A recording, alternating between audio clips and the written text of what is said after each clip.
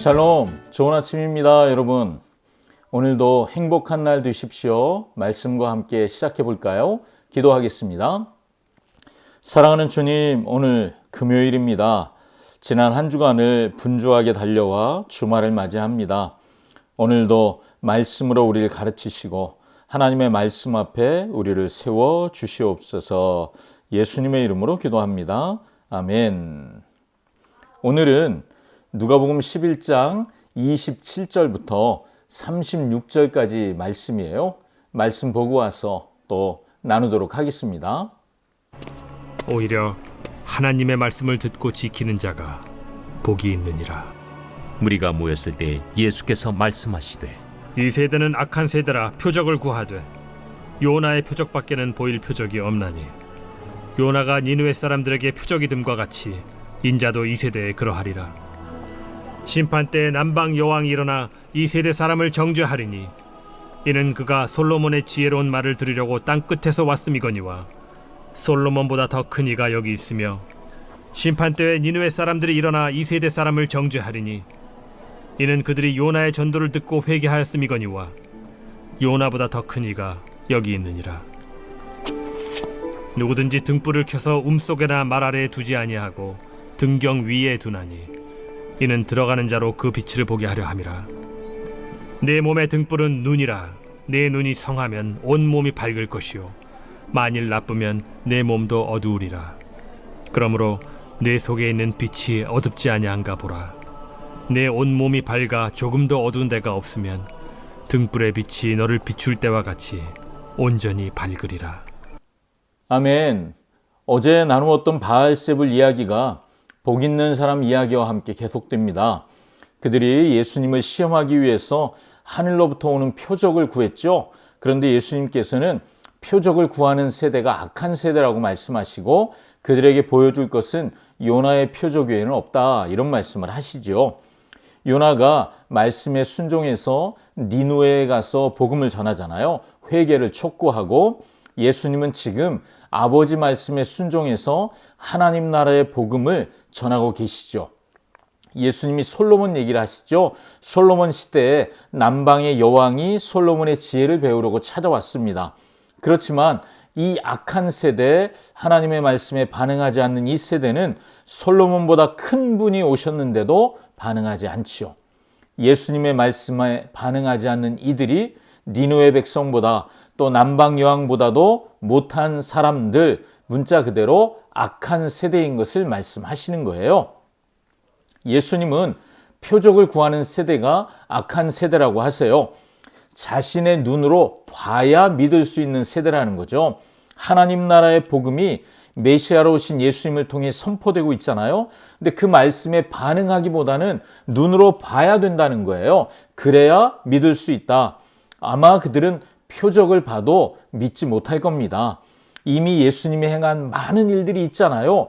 근데 그것이 이미 표적처럼 되어 있는데 보고도 믿지 않는 사람들, 그들이 오늘 본문이 말하는 마음의 등불이 꺼진 사람들인 거죠. 등불을 켜는 목적이 뭐예요? 사람들이 그 빛을 보게 하기 위함이잖아요. 눈이 없으면 사리 분별을 못하는 것처럼 마음의 등불이 없으면 예수님의 말씀을 분별하지 못하는 거예요. 그렇기 때문에 내 속에 빛이 꺼졌는지 내 속에 빛이 없는지 살펴야 합니다. 마음의 등불이 켜져야 예수님 말씀에도 순종할 수 있기 때문이죠. 하나님의 말씀을 듣고 읽고 공부하는 목적은 그 말씀을 통하여 마음의 등불을 켜기 위함입니다. 내 안에 계신 하나님이 드러나고 알려지기 위함이죠. 아무리 성경 앞에 앉아서 하루 종일 시간을 보낸다고 해도 그것을 통해서 하나님이 드러나지 않는다면 그는 마음의 등불이 꺼진 사람인 거죠. 그 말씀이 그에게 아무런 영향도 주고 있지 못하기 때문입니다. 그래서 오늘 본문은 진짜 복 있는 사람을 누구라고 말해요? 하나님의 말씀을 듣고 지키는 사람입니다. 예수님이 이미 앞서 가족들에 대해서 말씀하실 때 내 가족은 내 말을 듣고 지키는 자라고 하셨던 말씀과 같은 의미겠죠. 하나님의 가족이 된다는 것, 가장 복 있는 일입니다. 많이 소유해야, 남이 부러울 만한 어떤 지위를 가져야 복 있는 사람이 아니라는 거죠. 진정한 복은 마음의 등불이 켜져야 돼요. 그래서 하나님의 말씀의 진가를 알아볼 수 있어야 하는 거죠. 그 말씀에 반응하는 사람, 여러분이 복 있는 사람입니다.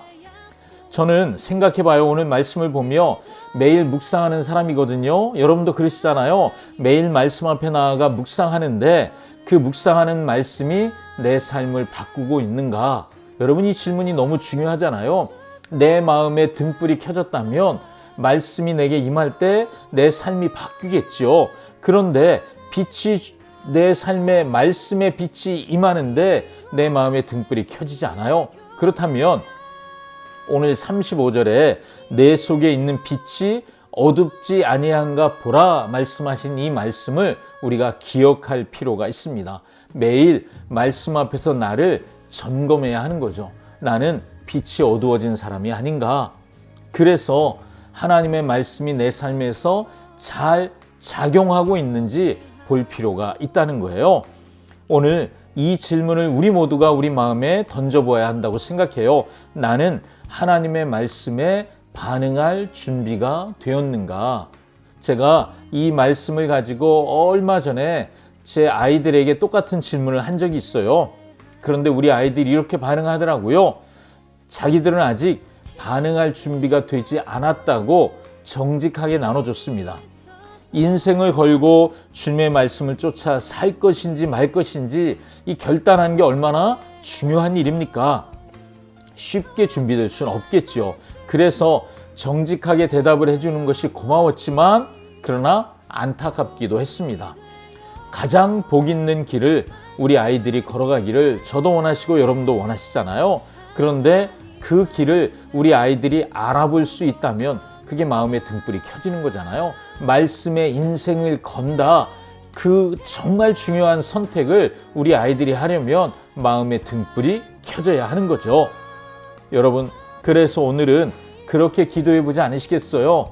하나님, 내 아이들을 찾아오셔서 마음에 말씀의 등불이 켜지게 하시고, 그래서 말씀의 인생을 걸 만한 가치가 있음을 발견하게 해 주시옵소서. 여러분, 우리가 간절히 기도할 때 하나님이 우리 아이들의 삶에 역사하실 줄 믿습니다. 아멘.